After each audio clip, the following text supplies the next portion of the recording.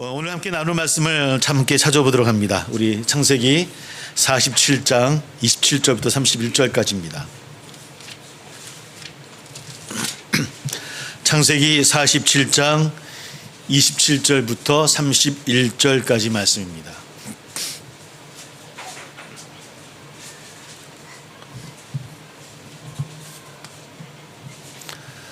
창세기 47장 27절부터 31절까지 말씀 같이 함께 봉독합니다. 시작.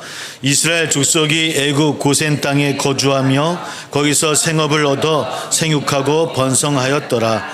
야곱이 애굽 땅에 17년을 거주하였으니 그의 나이가 147세라. 이스라엘이 죽을 날이 가까움에 그의 아들 요셉을 불러 그에게 이르되 이제 내가 네게 은혜를 입었거든 청하노니 네 손을 내 허벅지 아래에 놓고 인애와 성실함으로 내게 행하여 애굽에 나를 장사하지 아니하도록 하라. 내가 조상들과 함께 눕거든 너는 나를 애굽에서 메어다가 조상의 묘지에 장사하라. 요셉이 이르되 내가 아버지의 말씀대로 행하리이다. 야곱이 또 이르되 내게 맹세하라 하며 그가 맹세하니 이스라엘이 침상머리에서 하나님께 경배하니라. 아멘. 함께 잠깐 기도하겠습니다. 사랑해 주님 감사 영을 돌립니다. 오늘도 귀한 우리 세상의 성도님들 또 발걸음을 재촉해 함께 모였습니다. 하나님 이 예배를 기뻐 받아 주옵시고 또 이 예배를 통해서 하나님 저들의 모습을 다시 가다듬으며 또 하나님 나를 위해 나가는 우리 모두 될 수 있도록 함께하여 주옵소서. 저희들을 축복해 주시고 우리의 발걸음을 통해서 하나님 영광 받아 주시옵시고 살아가는 세상의 성도님들의 그 발걸음을 통하여서 이 땅에 놀라운 일들이 일어날 수 있도록 주님이여 허락하여 주옵소서. 계획하고 또 기도하는 기도의 제목들이 있는 줄 압니다. 하나님 안에서 좋은 열매로 많은 열매를 맺게 하여 주시옵시고 그 뜻함이 늘 하나님의 뜻에 맞게 나아가는 우리의 삶이 될 수 있도록 함께하여 주옵소서. 살아가며 어떨 때는 낙심하며 낭망하며 또 어려움 처할 때도 많이 있는 줄 압니다. 또 그런 상황 속에 있는 우리의 귀한 성도들이 있는지 모릅니다. 하나님이여 그 마음을 붙잡아 주시고 강건케 하여 주셔서 작은 일에 쓰러지지 아니하고 주님 함께 하심을 믿으며 또 그의 놀라운 발걸음을 통하여서 다시 회복되어지고 일어나는 모든 일들이 일어날 수 있도록 주님께서 허락하여 주옵소서. 이 시간 기도하는 제목들을 기억해 주시고 육신의 아픔으로 기도하는 성도님들의 그 마음을 위로하여 주옵시고 나음과 회복의 일들이 우리 가운데 일어나기를 소망합니다. 오늘 들어진 귀한 손길이 외에 축복해 주시고 더 많은 것으로 채워주시고 보이지 않는 곳에서 교회와 성도님들을 위해 기도하며 애쓰는 그 수고함이 헛되이 되지 아니하도록 하나님이여 충만케 해주시며 나누며 베푸는 복도 허락하여 주옵소서. 말씀 가운데 은혜 허락하여 주옵시고 오직 주님만이 영광받아 주옵소서. 예수님의 이름으로 감사하며 기도하옵나이다. 아멘. 우리 소람 인사 나누겠습니다. 우리 약속의 땅으로 갑시다 라고 소람 인사할까요?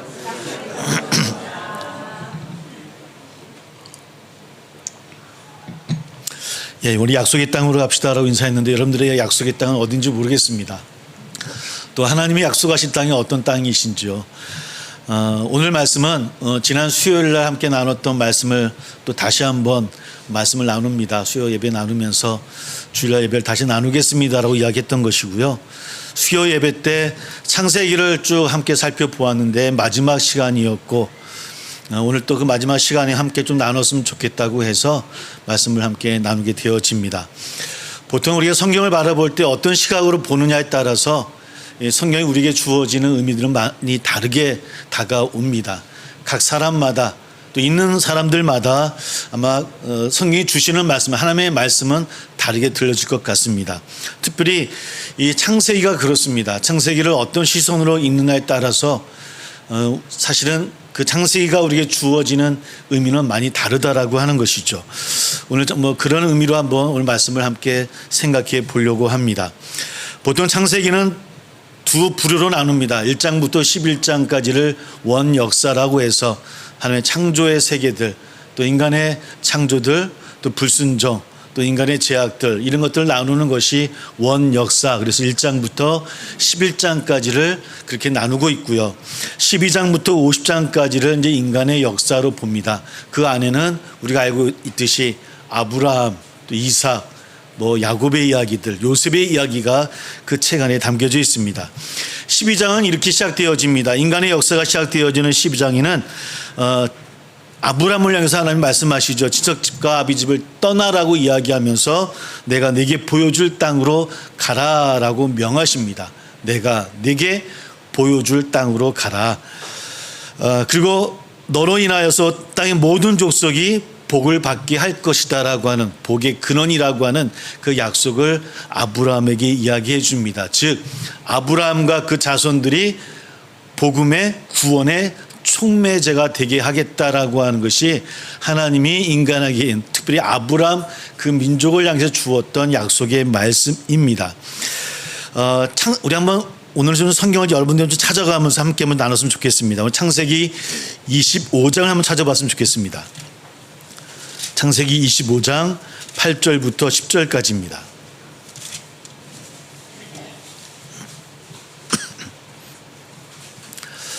창세기 25장 8절부터 10절까지 말씀 같이 함께 읽었으면 좋겠습니다. 같이 시작. 그의 나이가 높고 늙어서 기운이 다하여 죽어 자기 열조에게로 돌아가매 그의 아들들인 이삭과 이스마엘이 그를 마므레 앞 족속 소알의 아들 에브론의 밭에 있는 막벨라 굴의 장사였으니 이것은 아브라함이 헷 족속에게서 산 밭이라. 아브라함과 그의 아내 사라가 거기 장사되니라. 아멘. 25장에는 아브라함의 죽음과 아브라함의 장사에 대해서 장사된 곳에 대해서 우리에게 들려주고 있습니다. 그것이 어디라고 이야기하고 있습니까? 헤브론 막벨라 굴이라고 이야기합니다. 이곳은 아브라함이 이방인에게 처음으로 산 땅입니다. 가나안 남쪽의 남단에 있는 그런 땅이죠. 그곳에 아브라함이 장사되어졌어요.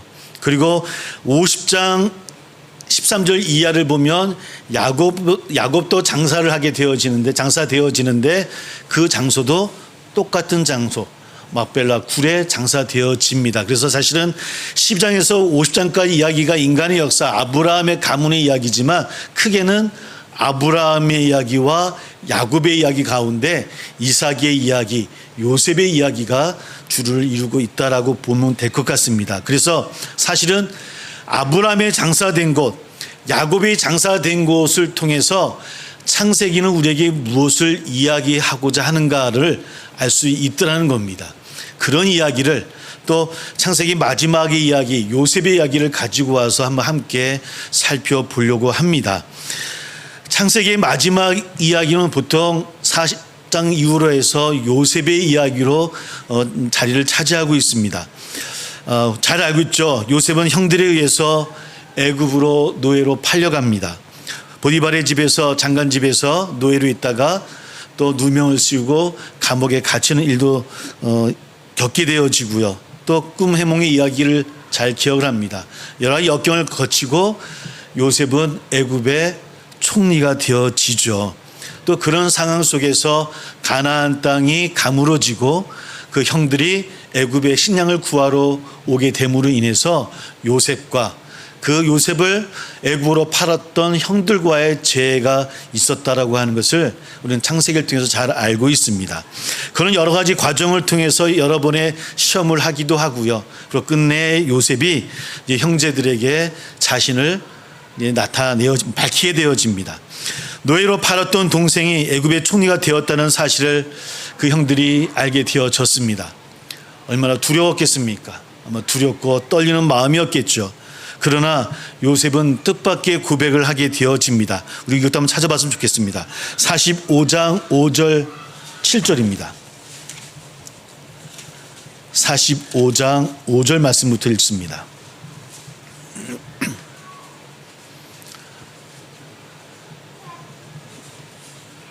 45장 5절 같이 읽습니다. 시작. 당신들이 나를 이곳에 팔았다고 해서 근심하지 마소서. 한탄하지 마소서. 하나님의 생명을 구원하시려고 나를 당신들보다 먼저 보내셨나이다. 또 7절입니다. 시작. 하나님이 큰 구원으로 당신들의 생명을 보존하고 당신들의 후손을 세상에 두시려고 나를 당신들보다 먼저 보내셨나니. 예. 다시 만난 동생 요셉, 당연히 그 형들은 두려워 떨었을 것입니다. 그러나 요셉은 다시 취한 형들 앞에서 놀라운 고백을 합니다. 하나님께서 가족과 민족을 구원하기 위해서 또 자신을 위해서 애굽에 먼저 보내셨다라는 겁니다. 형들이 팔아서 내가 애굽으로 팔려온 것이 아니라 누가요? 하나님께서 우리의 가정을 위해서, 우리 가족을 위해서, 또 나를 위해서 보내셨다라는 고백을 합니다. 양식을 구하려온 형제들을 만나서 이런저런 의심과 또 시험의 과정을 거치면서 어쩌면 요셉이라고 해서 그 마음에 분한 마음이 없었겠습니까? 그러나 그런 과정 속에서 형제와 그 가족이 다시 회복되는 역사를 우리는 이 창세기를 통해서 또 바라보게 되어지기도 합니다. 이런 과정을 통해서 요셉은 바로의 허락을 받아서 아버지 야곱과 온 가족을 애굽으로 이주를 시키게 되어집니다. 야곱은 요셉이 살아있다는 사실만을 그 사실만으로도 기뻐했다라고 성경은 기록합니다. 그리고 드디어 야곱의 가족은 애굽을 향하게 되어지죠. 애굽을 향해 가던 야곱이 맹세의 우물이라는 뜻을 갖고 있는 브엘세바라고 하는 곳에서 하나님께 다시 한번 제사를 드립니다. 브엘세바는 하나님이 이스라엘 민족에게 약속하신 땅, 가장 남단에 있는 땅이고요. 아브라함과 이삭을 통해서 너의 민족을 일으키겠노라고, 너를 통해 복의 근원이 되겠노라고 약속해 주셨던 땅이기도 합니다. 그 땅에서 바로 야곱은 애굽으로 나가기 전에 하나님 앞에 제사를 드리게 되어지고, 그리고 그곳에 다시 한번 하나님께 약속의 말씀을 듣게 되어집니다. 또 같이 한번 찾아보겠습니다. 46장 3절 4절 말씀입니다. 46장 3절 4절 말씀입니다. 같이 있습니다. 시작. 하나님이 이르시되 나는 하나님이라. 내 아버지의 하나님이 애굽으로 내려가기를 두려워하지 말라. 내가 거기서 너로 큰 민족을 이루게 하리라. 내가 너와 함께 애굽으로 내려가겠고 반드시 너를 인도하여 다시 올 것이며 요셉이 그의 손으로 네 눈을 감기리라 하셨더라. 아멘. 예. 다시 한번 야곱에게 큰 민족을 이루고 반드시 다시 돌아오게 될 것이다라고, 내가 인도하겠노라고, 지금은 애굽으로 가지만 같이 가겠노라고, 그러나 다시 오게 하겠다라고 하는 다시 약속의 말씀을 야곱에게 행하고 있습니다. 야곱은 그 옛날 밧다람으로 도망할 때, 그러니까 처음에 형과 아버지를 속이고 도망할 때 베델이라는 곳에서 그러니까 처음으로 하나님을 만나고 그 땅에서 제사를 드립니다. 그곳에서 다시 돌아오게 하겠다라는 약속을 받게 되어지죠. 밧다람에서 돌아올 때 또 브니엘이라는 곳에서는 하나님과 씨름하게 되어지고 이스라엘이라는 이름으로 또 바꾸라는 예수님 하나님의 말씀을 듣게 되어집니다. 사실 그럼에도 불구하고 그때는 모든 두려움 가운데서, 떨림 가운데서 만났던 하나님과의 만남이었습니다. 그리고 지금 온 가족과 함께 애굽으로 이주하면서 브엘세바에서 다시 하나님의 약속을 받으며 자신과 민족에게 주어진 소명과 사명을 다시 한번 야곱은 깨닫게 되어지는 겁니다. 사실 지금 야곱의 이름은 어떤 이름으로 바뀐 겁니까? 이스라엘. 그러나 오늘 성경 읽어보면 사실은 이스라엘이었다가 야곱이었다가 이스라엘이라고 하는 야곱이라고 했다가 이렇게 사실은 이 이름이 왔다 갔다 할 정도로, 다른 말로 하면 야곱이 그런 과정을 거치고 하나님께 약속을 받았음에도 불구하고 아직은 세상의 삶으로 가득했던 야곱이었음을, 그런 모습을 사실은 성경 통해서 우리가 볼 수 있습니다. 우리가 기억하는 것은 야곱도 편애를 받으며 성장했던 사람이었고, 그러나 그 야곱 또한도 가정을 이루었지만 우리가 베냐민, 야곱 또 나머지 형제들 12명을 바라보았을 때 늘 편애의 사랑을 주었던 것도 우리가 잘 기억을 합니다. 다시 이야기하면 사실은 정상적인 가정은 아니었다라고 하는 겁니다. 잘못된 부모의 편애의 사랑으로 자녀들이 고통받았던, 뭐 그런 가정이 야곱의 자녀였다고 하는, 야곱의 가정이었다라고 하는 것이죠. 그런 여러 가지 과정 속에서 애굽으로 이주하면서 다시 한번 하나님 앞에 내가 너로 인하여서 복을 받게 하겠노라고, 다시 내가 보여줄 땅으로 인도하겠노라고 하는 약속의 말씀을 듣고 있다라고 하는 겁니다. 요셉이 살아 있고요, 더구나 애굽 총리가 되어 있는 것을 보면서 비로소 어쩌면 야곱, 이스라엘은 나의 삶을 통해서, 우리의 가정을 통해서 하나님은 계획하시고 이렇게 인도하고 계시구나라고 하는 것을 아마 깨닫고 있지 않았을까라고 하는 그런 생각을 해보게 되어집니다. 여튼 그런 과정 속에서 야곱의 가정은 애굽의 고센 땅이라고 하는 곳에 거주하게 되어집니다. 읽지는 않겠지만 47장을 보면 처음에 야곱은 그 바로 앞에서 그렇게 고백합니다. 우리는 양을 치는 가정이라고, 이 땅에 거류하고자 왔다라고, 잠시 머물겠노라고 하는 의미로 이야기를 하게 되어지는데, 그러나 바로는 그 야곱에게 그렇게 이야기하죠. 고센 땅에 거주하라. 거류가 아니라 거주하라, 머물라. 그 땅이 너희 땅이다라고 이야기하는 것이 47장 초반의 이야기이기도 합니다. 고센 땅은 애굽 사람들과 멀리 떨어져 있었지만 기름진 땅이었습니다. 그곳에서 오늘 읽었던 말씀 가운데는 몇 년을 살았다고요? 17년을 살았다라고 우리가 함께 본문의 말씀을 읽었습니다. 풍족한 땅에서 번성하며 풍요로운 삶을 17년 동안 야곱의 가정은 살아가게 되어집니다. 그리고 이제 죽음을 직감한 야곱은 요셉에게 뜻밖의 약속을 요청하게 되어집니다. 자신이 죽으면 조상들의 묘지에 장사해 달라고 하는 것이 야곱의 요셉을 향한 유언이었습니다. 우리 다시 한번 볼까요? 읽었던 말씀 47장 27절 말씀 가운데 30절 31절 말씀입니다.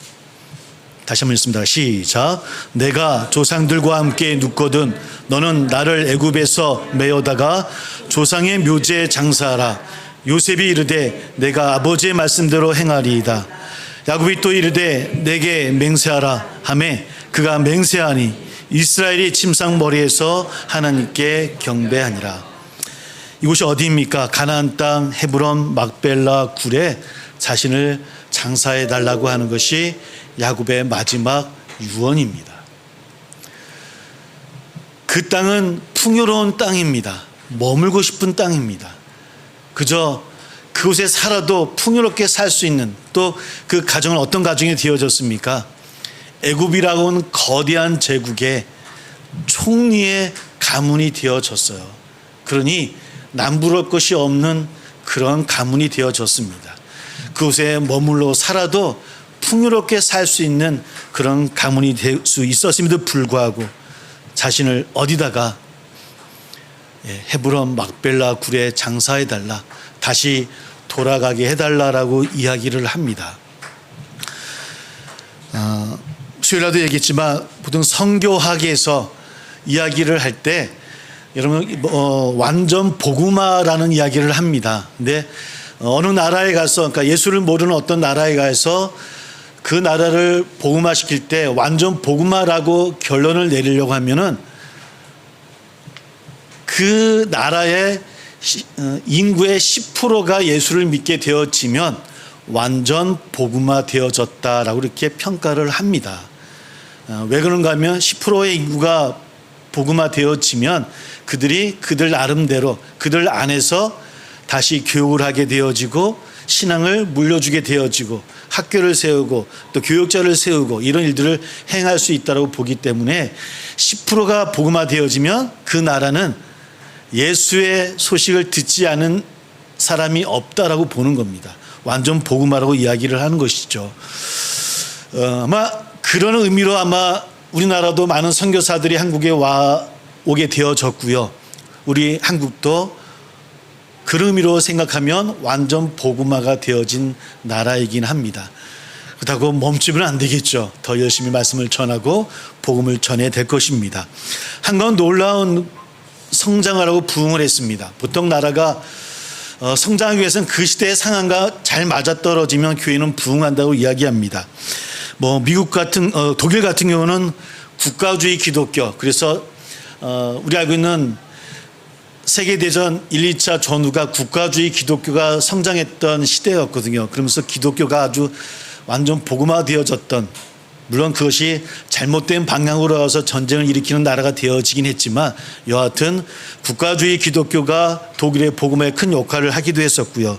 미국 같은 경우는 시민적인 그런 기독교입니다. 시민사회주의 그런 국가주의 종교가 또 미국을 성장했던, 사실은 영국에서 도망가다시피 해서 이루어진 미국이 복음화되어졌다고 하는 것은 굉장히 놀라운 사건이라고 이야기를 합니다. 그리고 또 놀라운 것은 한국이었습니다. 한국의 많은 선교를 통해서 복음이 들어오고 또 전쟁이 끝나고 또 여러 가지 상황을 함께 거쳐 나가면서 이 경제 발전이라고 하는 상황과 한국 교회의 부흥이 잘 맞아 떨어졌습니다. 교회가 급속하게 성장을 하게 되어졌죠. 좀 부끄러운 얘기죠. 예전에는 그런 이야기가 있었습니다. 교회가 어떤 곳으로 이주하면 그 교회를 따라가서 집을 사면 집값이 오른다라고 하는 그런 이야기가 있던 시대도 있었습니다. 그런 말처럼 교회의 성장과 또 경제의 성장이 잘 맞아 떨어졌던 한국이기도 하죠. 그렇게 교회는 성장하고 또 부흥했습니다. 그렇게 또 100년이 지난 기독교가 되어졌고요. 그러나 우리가 기억해야 될 것이 있습니다. 성장하고 부흥했던 또 대형화되어졌던 우리의 교회 성장의 모습이 머물러 있다라는 겁니다. 처음 가졌던 신앙의 순수함과 또 말씀 앞에 세워졌던 그 신앙의 그 열정들이 식어가고 있는 것은 아닌가. 애굽의 풍요로움과 번성함으로 그것이 좋다라고 이야기하는 것으로 멈춰 있는 것은 아닌가. 우리가 가야 될 곳이 어디인가를 한번 살펴봐야 된다고 하는 겁니다. 좀 예를 들까요? 좀 슬픈 이야기이기도 한데요. 이런 이야기 들었습니다. 작은 개척교회 목사님이신데 그 교회 한 청년이 어릴 때부터 함께 성장했던 청년이 있었습니다. 근데 그 청년이 아마 성장을 하고 공부도 잘해서 아마 검사 임용이 되어졌던 것 같습니다. 얼마나 기뻤겠습니까? 작은 교회에서 또 그 함께 성장했던 청년이 또 검사가 되어졌으니까 축하하고 함께 중보하고 그랬겠죠. 어느 날 그 청년이 그 목사님을 찾아왔더랍니다. 그래서 그렇게 이야기하더랍니다. 목사님, 선배 검사님께서 저에게 이야기하시기를 교회를 좀 바꿨으면 좋겠다고. 그래서 어느 교회를 이야기하면서 그 교회에 저희 검사 선배님이 있는데 그 교회를 가야만 이렇게 앞으로 이렇게 진급을 할 수 있다고 그 건의를 했다고. 목사님 좀 교회를 옮겨야 되겠다라는 이야기를 하더랍니다. 그 목사님 아무 얘기 못하고 축복기도 해주고 보냈다고 합니다. 그 얘기를 들으면서 그런 생각을 했습니다. 교회라고 하는 것이 또 우리의 공동체라고 하는 것이 지금 어느 모습으로 우리 와 있는가라고 하는 질문을 하게 되어지더라고요. 오늘 말씀과는 연결될지 모르겠지만 우리 교회가 어떤 모습일까요? 여러분들에게 이 자리가 또 우리에게 교회 자리가 어떤 자리일까요? 우리가 가야 될 곳이 어떤 곳일까? 오늘 야곱의 이야기를 우리가 한번 읽어보면서 그래도 그는 마지막 그 유언하는 그 시간에 아마 다시 한번 생각했던 것 같습니다. 다시 돌아오게 하겠다라고 하는 그 하나님의 말씀을 기억했을 것이고 마지막으로 그 아들 요셉에게 이야기합니다. 나를 어디로? 가나안 땅으로 가게 해달라. 가나안 땅에 묵게 해달라. 그것은 어떤 땅입니까? 아브라함과 사라와 이삭과 리브가가 장사되었고요. 그 안에 레아도 장사되어졌던 땅입니다. 야곱이 가나안 땅에 장사되려 요청하는 것은 반드시 돌아오게 하겠다라고 했던 하나님의 약속에 대한 믿음의 고백임을 저 또한 고백합니다. 우리 또한 어느 곳으로 가야 되는 것인가? 안주함이 아니라 우리도 보이고자 하는 그 가나안으로 돌아가는 신앙이 되어야 되지 않을까라는 생각을 하게 되어집니다. 그래서 결국은 요셉은 바로의 허락을 받고 그 막벨라 굴에 야곱을 장사합니다. 먼 길이었을 것입니다. 요셉은 아버지 야곱을 장사하기 위해서 가나안 땅을 갔다 오면서 그도 많은 생각을 하지 않았겠습니까? 왜 야곱이 그 땅에 묻히고자 했을까? 그것이 어떤 의미일까? 그 땅이 이스라엘 민족에게 어떤 의미일까? 왜 하나님은 그 땅을 가라 말씀하시는 것일까? 아마 요셉도 그런 여러 가지 시간과 과정을 통해서 그는 깨달았을 것 같습니다. 자신과 이스라엘은 애굽 사람도 애굽의 법과 상식으로 또 방식으로 사는 사람들도 아니고 하나님의 백성이고 하나님의 방식대로 하나님 나라를 이루어야 할 자들임을 아마 분명히 깨달아 가고 있지는 않았을까. 이후 요셉도 죽음을 앞두고 그 형들에게 이야기합니다. 한번 더 찾아보겠습니다. 50장 24절입니다. 50장 24절입니다.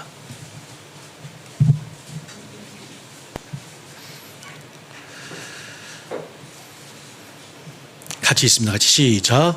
요셉이 그의 형제들에게 이르되 나는 죽을 것이나 하나님이 당신들을 돌보시고 당신들을 이 땅에서 인도하여 내사 아브라함과 이삭과 야곱에게 맹세하신 땅에 이르게 하시리라 하고 형들에게 이야기합니다. 어떻게 하겠다고요? 그 형들을 인도하실 것이고 자신의 해골을 가져가 함께 가져가 달라라고 그 형들에게도 요청합니다. 25절을 보면 요셉이 또 이스라엘 자손에게 맹세시켜 이르기를 하나님이 반드시 당신들을 돌보시리니 당신들은 여기서 내 해교를 메고 올라가겠다 하라 하였더라. 잊지 말라는 겁니다. 우리가 가야 할 곳이 어딘가를 잊지 않고 가야 된다고 하는 겁니다. 바로 그런 말씀을 오늘 요셉도 마지막으로 이루고 있습니다. 이 말씀이 언제 이루어질까요? 우리 한번 출애굽기 13장 19절 말씀을 함께 읽어봅니다. 출애굽기 13장 19절입니다.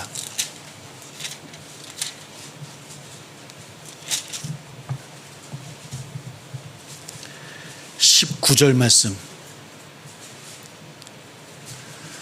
출애굽기 13장 19절 말씀 같이 있습니다. 같이 시작.